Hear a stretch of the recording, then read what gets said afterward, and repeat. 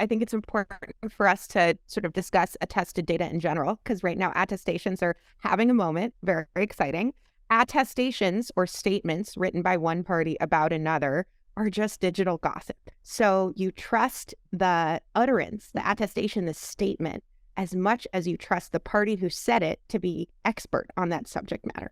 And so I absolutely agree. I think you make a really outstanding point that we are playing a trust game here. That when we talk about credentials, we trust them as much as we trust the credentialer who gave them. So I trust that a driver's license from the California Department of Motor Vehicles is better than a driver's license that was written in crayon by a 5-year-old. And, so that's sort of the crux of, how we think about attestations. Now, all of this is a trust game, right? Blockchains are not really trust minimized environments. We still trust that someone's going to pay the electricity bill for the miners and keep those, node clients updated in the same way that, we trust in one another when we sign attestations and we read them and we interpret that data for our own context.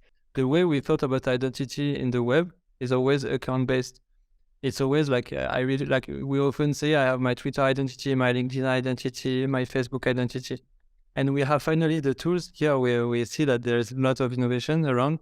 How can I get, like in Sismo, any data, we call them data gems, any piece of data that is granular, it's entirely account agnostic, meaning that it doesn't matter where it comes from. Once you import it, a data source in your vault, like a Facebook account, your Ethereum addresses.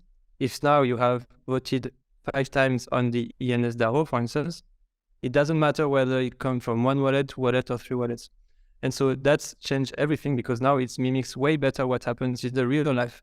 In the real life, you have so much things. And if I had to give a definition of identity, it would be in this context, like I have an identity, I don't know what it is, but I know that depending on each context, I choose what things I show.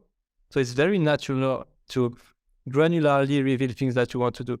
So like broadly speaking, credentials just allows us to capture the things that we already do, like listen to music, contributing to communities, donating to causes, and then using that to discover and unlock further opportunities that are relevant to us. So the NFT collector community is already used to this concept of like conditional whitelist access, where you can get into a pre-sale if you held another NFT from a related collection. But I'd like to see it expand to things that we do off-chain, like listen to music or have that unlock a universe of experiences as well. So Spotify Wrapped tells you that you're a top 1% listener of a particular artist. So I would love to kind of like take that out of Spotify and like unlock things like ticket pre-sales for that artist, or submit a question for the artist in a Q&A. Or for a more Web3 native or DAO native use case, contributions can be captured by something like Govern, which is like a contribution tracking protocol where you can self-report the types of things that you do within a social club or a DAO or community.